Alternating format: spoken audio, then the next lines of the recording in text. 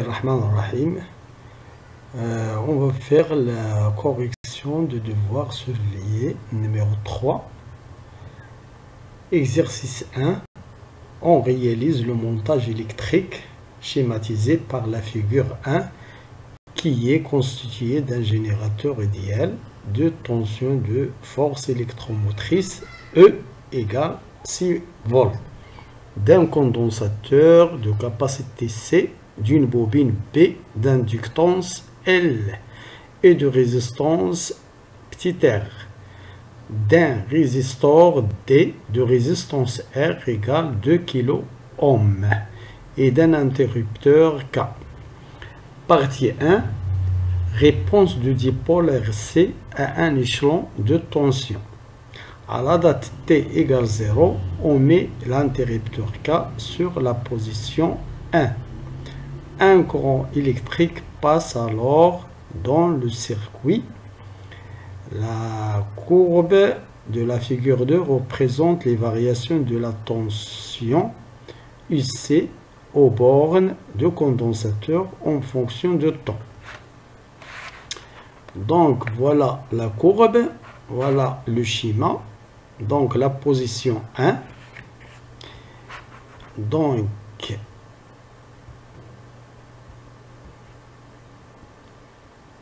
première question, montrer que l'équation différentielle vérifiée par la tension aux bornes de condensateur s'écrit sous la forme du S sur dt plus 1 sur RC UC égale E sur RC. Montrer par une analyse dimensionnelle que le produit RC est homogène à un temps. La solution de l'équation différentielle s'écrit sous la forme UC du T égale à facteur de 1 moins E moins T sur taux. Trouver l'expression des constantes A et taux en fonction des paramètres du circuit. 1.4. Déterminer graphiquement la valeur de taux. Ici, c'est taux. Voilà, vous écrivez taux. 1.5. Vérifier que la valeur de la capacité de condensateur est C égale 6 moins 6 farad. Partie 2. Étude des oscillations libres dans un circuit RLC série. Donc on va faire la correction de la première partie.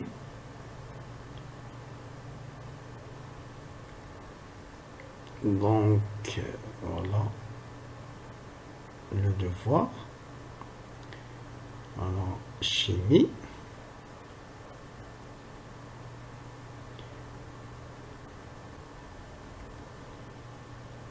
Donc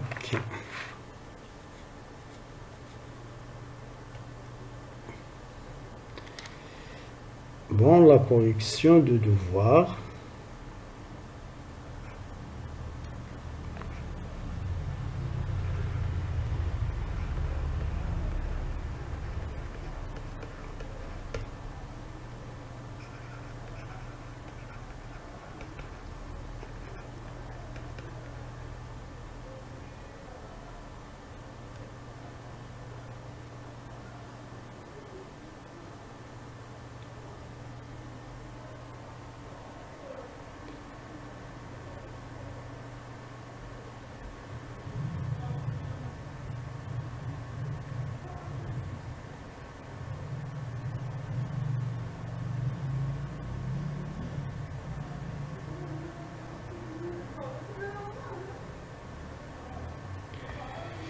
Donc la correction du devoir.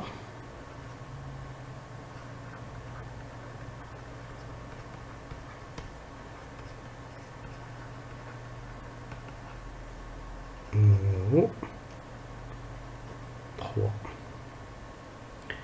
Donc exercice.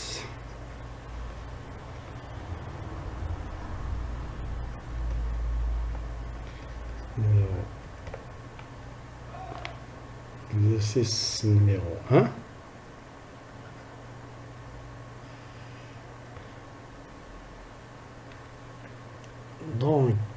cet exercice. Voilà. Montrer que l'équation différentielle vérifiée par la tension en borne de condensateur s'écrit. Donc, vous voyez le schéma qu'on va utiliser. Il faut voir toujours. Voilà. On a E dirigé vers le haut. Donc, l'intensité, le sens de l'intensité, c'est bien. Voilà. E nous montre le point où il sort le courant. Voilà, cette flèche nous montre le point où le courant sort. Donc voilà le sens du courant. Donc ici, donc tout simplement, on va utiliser la loi d'additivité de tension. Donc on applique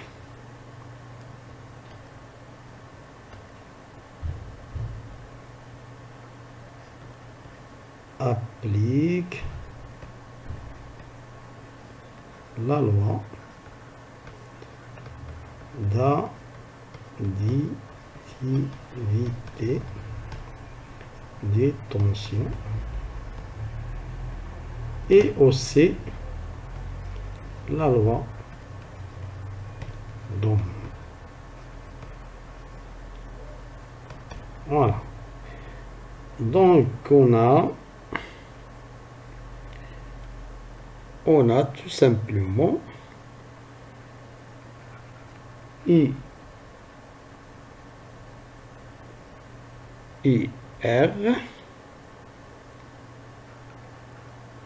plus IC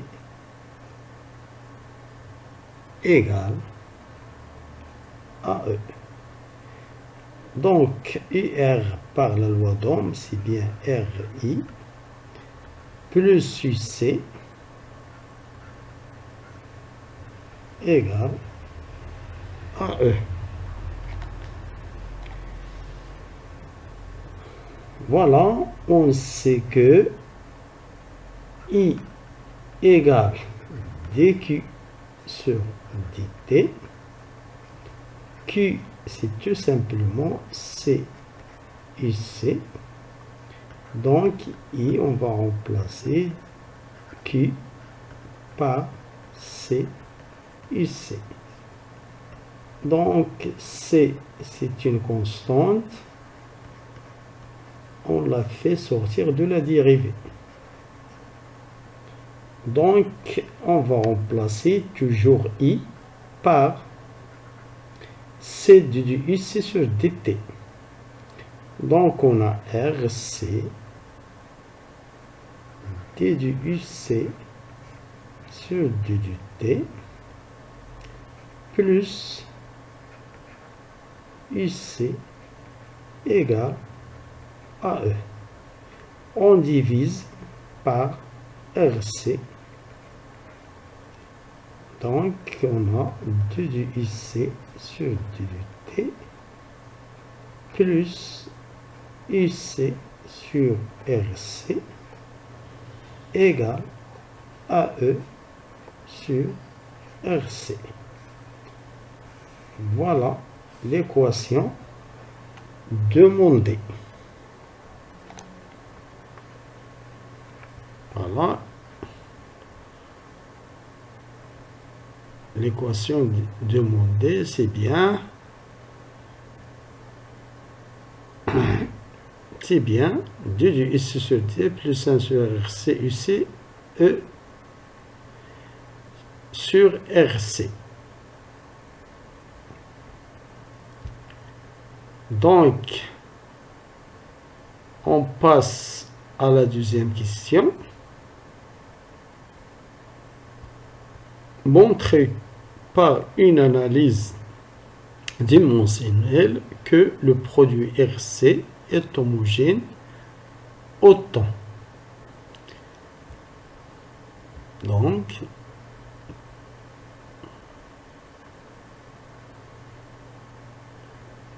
voilà, c'est la première question.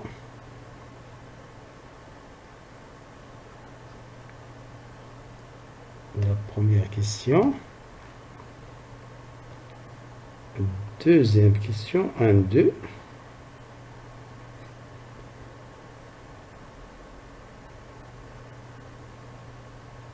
Voilà. On montre que le produit RC a une dimension de temps. Donc, ce produit, la dimension de ce produit est égale, dimension de ce produit est égale aux dimensions de R multiplié par dimension de C. Donc, par la loi d'Ohm, U égale RI. Donc, dimension de U égale dimension de R multiplié par dimension de I. Donc, on fait sortir la dimension de R de la résistance et la dimension de U sur la dimension de I. On a la dimension de I, donc cette ici, dimension du I est simplement dimension du C multiplié par dimension du U divisé par dimension de temps. Donc, dimension du C est tout simplement dimension de I multiplié par dimension de T divisé par dimension de U.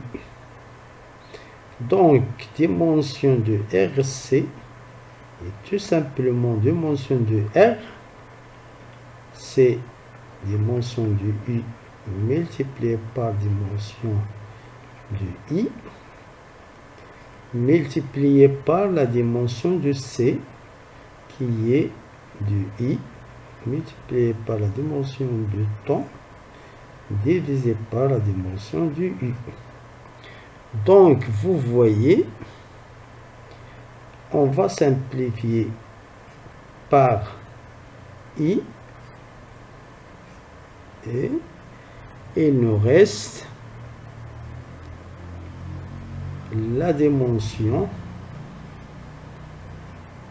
de T.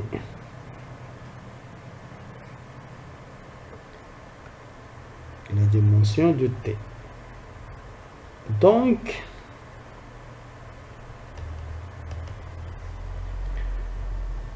on conclut que la dimension de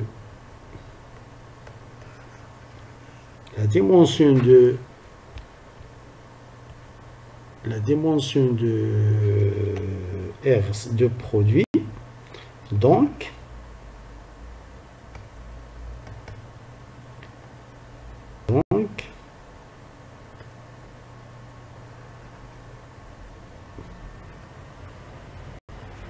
la dimension de produit RC et le temps est la dimension est bien et le temps.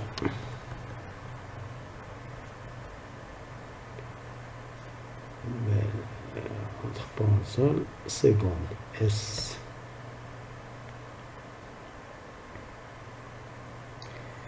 Donc, troisième question.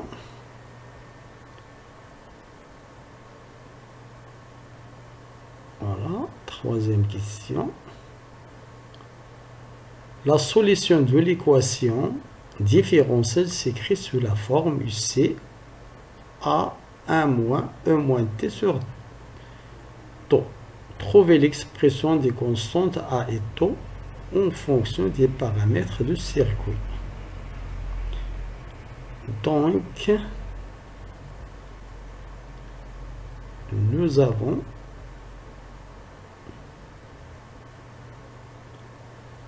voilà un 3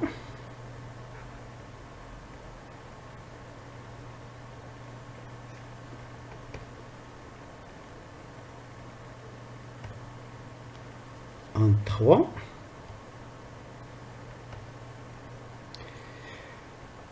donc un 3 c'est tout simplement on a la solution UC de T s'écrit à facteur de 1 moins E moins T sur τ. Il nous a demandé de chercher A et τ. Donc, UC, c'est bien la solution de l'équation différentielle qu'on a trouvée. Donc, on va le remplacer dans l'équation différentielle. Donc, du IC sur du T est tout simplement D sur dt de A moins E moins T sur τ. Donc, A, c'est une constante. Donc, on a tout simplement A, la dérivée de ce qui est dans l'expression de l'exponentielle, c'est moins 1 sur τ, avec ce moins, c'est plus. Donc, A sur τ multiplié par au moins T sur τ.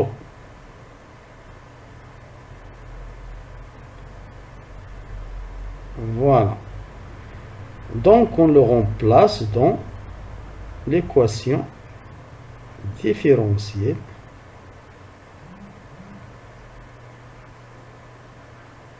Plus 1 sur RC A 1 moins O moins T sur τ égale E sur RC. Donc, vous voyez ici, donc A E moins T sur τ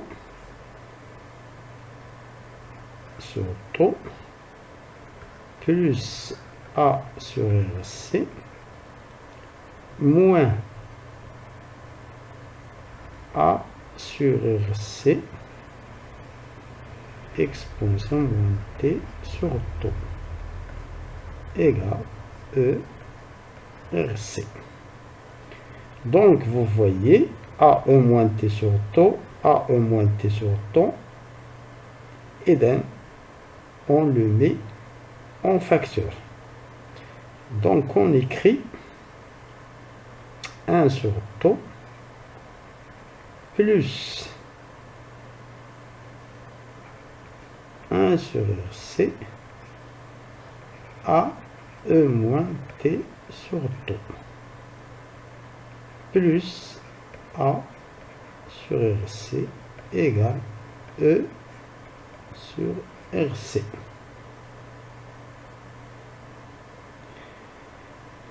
Donc, vous voyez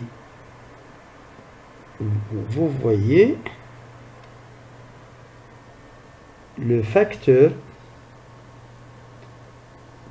AE moins T sur taux, il n'y en a pas ici. C'est 0 multiplié par au moins T sur taux.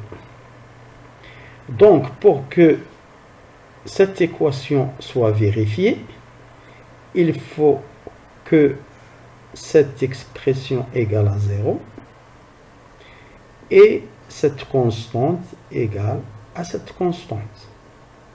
Donc, tout simplement, 1 sur taux, pardon, j'ai un moins ici. Voilà, ce moins-là. Moins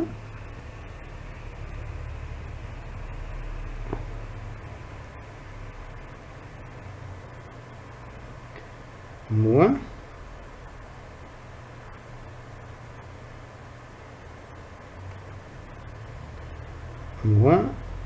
1 sur RC égale 0. A sur RC égale E sur RC. Donc, ici c'est RC. 1 sur taux égale 1 sur RC, qui nous donne que taux, c'est bien RC.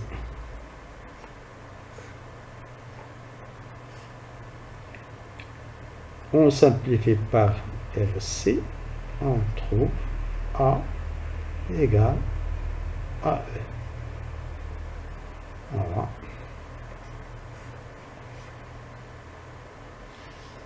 Voilà.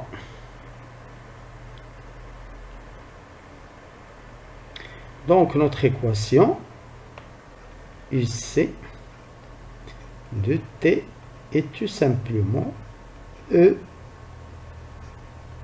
Notre équation a une solution UC de T égale à E moins T sur RC. Voilà notre solution de l'équation différentielle. Donc quatrièmement, 1,4, déterminer graphiquement la valeur de x, ça veut dire de taux, pardon, ici c'est bien taux. Donc, on a le graphe, voilà, ce graphe-là, déterminer, déterminer graphiquement la valeur de taux. Donc, vous voyez le graphe, il faut toujours savoir comment lire le graphe. Donc, nous avons UC en fonction de T en millisecondes, UC en volts. C'est très important de voir T, est-ce qu'il est en secondes ou en millisecondes. Donc, vous voyez la tangente à la courbe en 0. Voilà. Donc, cette tangente, c'est la tangente de la courbe en 0. Donc, la méthode graphiquement de détermination de taux, c'est tout simplement, vous voyez cette asymptote, l'asymptote, voilà. Cette asymptote rencontre la tangente en ce point. Donc, on fait projeter ce point sur la droite des temps. Donc, il nous donne 2. Donc, taux est tout simplement égal 2 millisecondes. millisecondes. Donc, il est égal à 2 millisecondes. Donc, 1/4. Donc, 1/4, c'est tout simplement, on utilise donc du graphe.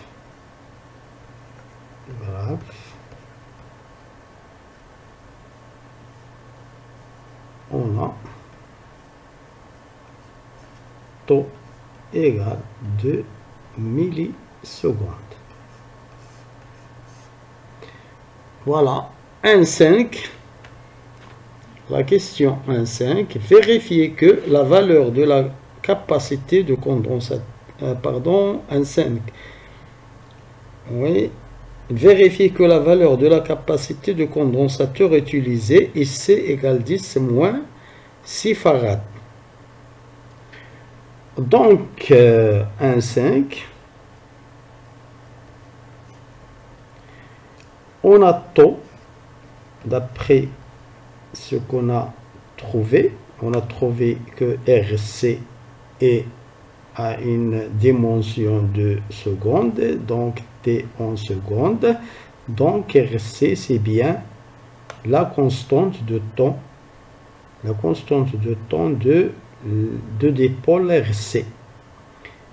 Donc on connaît R, on sait taux, donc C est tout simplement égal à taux divisé par R. Donc C égale taux, c'est tout simplement 2 millisecondes, on le convertit en secondes, divisé par R, c'est 2 fois 10 à la puissance 3 ohms, qui est égal, on simplifie par 2, plus 3, doit monter en haut, il devient moins 3. Donc 10 à la puissance moins 6. 10 à la puissance moins 6 farad. Donc c'est bien ce qu'il nous a demandé. C'est bien vérifié. 10 à la puissance 6 farad. Voilà. Donc, on va voir la deuxième partie.